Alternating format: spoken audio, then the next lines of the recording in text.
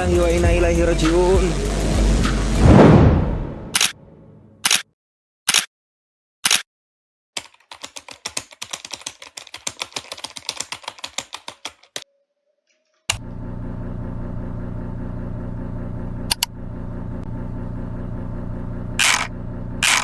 Pernah nggak sih lo ngalamin lagi jalan-jalan, terus tiba-tiba ada sound mobil lewat? Biasanya pakai sound system yang suaranya bikin geger satu kota. Mereka sering nyetel lagu-lagu yang jujur aja menurut gua nggak semua orang bisa nikmatin.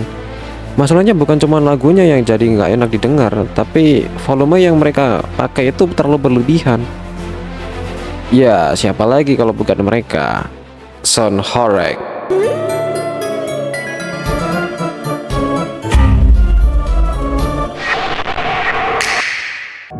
Bayangin kalau lu ada di situ, terus lu lagi pengen menikmati waktu tenang. Mungkin lu baru pulang kerja atau lagi jalan santai. Terus tiba-tiba ada suara gedebum yang bikin kuping lu berasa kayak dipukul-pukul. Padahal kita semua tahu, kalau terlalu lama berada di lingkungan yang berisik kayak gitu, bisa ganggu pendengaran kita nggak sih? Lalu pertanyaannya, siapa yang untung dan siapa yang rugi di sini? Banyak kejadian yang meresahkan warga dan ada beberapa yang tega merusak fasilitas bahkan rumah di pemukiman.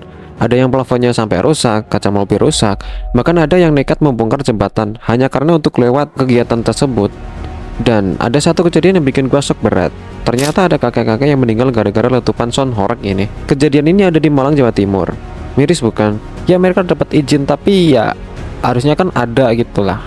Ada fasilitas yang buat mereka battle sound atau menjalankan hobi mereka itu. Nggak harus juga di tempat pemukiman warga. Nggak semua orang bisa nikmatin kok yang kayak gitu. Di sini gue nggak bakal terlalu ngebahas tentang sound horeg tersebut, melainkan perilaku orang yang menyukai musik kayak gini. Gue tahu selera setiap orang itu berbeda. Seenggaknya kesadaran tuh harus juga ditingkatkan. Kita ini hidup berkelompok, bukan cuma lo doang hidup di dunia ini. Nggak sampai di situ. Kemarin juga ada video yang viral. Sekelompok orang lagi camping di gunung. Mereka tuh niatnya buat cari ketenangan, ngelepas stres dari hirup-pikuk kota, malah terganggu sama sekelompok orang-orang yang bawa speaker gede, nyetel musik keras-keras di tengah hutan. Ya bayangin aja, lagi di tempat yang sunyi tapi malah jadi konser dadakan. Dan itu bikin gue berpikir, apa nggak ada aturan khusus buat soal ini? Apa nggak ada perasaan atau kesadaran buat mikirin orang lain? Setelah gue riset, ternyata ada aturan soal kebisingan ini. Menurut Peraturan Menteri Lingkungan Hidup Nomor 48 Tahun 1996, tingkat kebisingan nggak boleh lebih dari 70 desibel. 70 desibel itu sebenarnya seberapa berisik sih? Supaya lo kebayang gini deh, gergaji mesin itu punya kebisingan rata-rata sekitar 106 sampai 120 desibel. Sementara 70 desibel itu kira-kira setara sama suara mesin cuci. Jadi suara segede apapun gak seharusnya lebih berisik dari itu. Tapi kenyataannya masih banyak banget orang yang dengan santainya nyetel suara lebih dari itu. Gue kadang penasaran, apa mereka gak mikirin dampaknya ke orang lain? Apa mereka sadar kalau mereka itu lagi ganggu? Atau bisa jadi mereka memang ngerasa kalau itu hal biasa. Ya, mungkin buat mereka suara kencang kayak gitu bikin senang. Mungkin ada perasaan bebas atau merasa lebih hidup. Apakah kebahagiaan itu harus datang dengan mengganggu ketenangan orang lain? Gue jadi mikir, kalau hal-hal kayak gini sering terjadi, kayaknya IQ rata-rata kita memang patut dipertanyakan.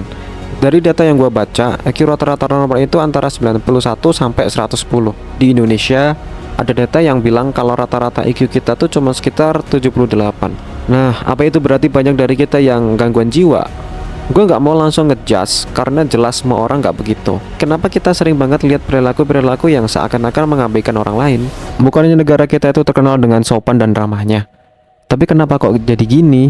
Yang menarik, kalau kita lihat negara-negara lain, mereka juga nyetel musik keras, tapi mereka paham kapan dan di mana mereka bisa melakukannya.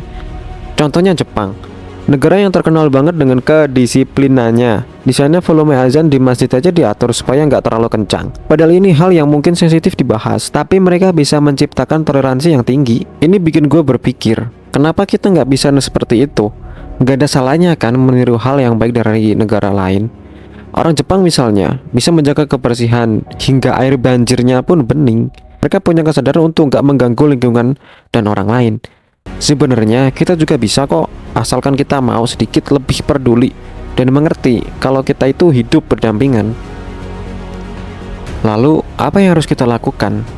Mungkin ini saatnya buat lebih sadar sama lingkungan sekitar. Setiap orang punya hak untuk menikmati musik atau acara, tapi juga ada batasannya.